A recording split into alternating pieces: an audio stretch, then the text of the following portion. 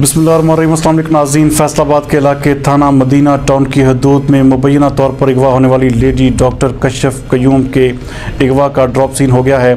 इस हवाले से खातून का कहना है कि मैं अपनी मर्ज़ी से खामद के साथ गई हूँ और किसी ने भी मुझे ज़बरदस्ती अगवा नहीं किया। इस हवाले से लेडी डॉक्टर ने लाहौर हाई कोर्ट में अपना बयान भी रिकॉर्ड करवा दिया है। मज़ीद खातून का क्या कहना है, आइए देखते हैं। मेरा नाम डॉक्टर कश्यफ कयूम है।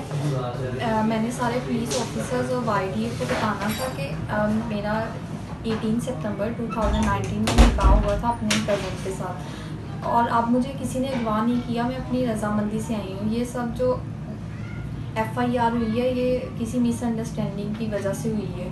मेरे पे कोई प्रेशर नहीं है, कुछ भी नहीं है। अब मैं यही कहना चाहती हूँ कि ये सारे जो ऑर्डर्स और जो आपने मेरे लिए किया है मैं बहुत ज़्यादा शुक्रगुज़ार हूँ, लेकिन मैं आगे कोई कार्रवाई नहीं चाहती।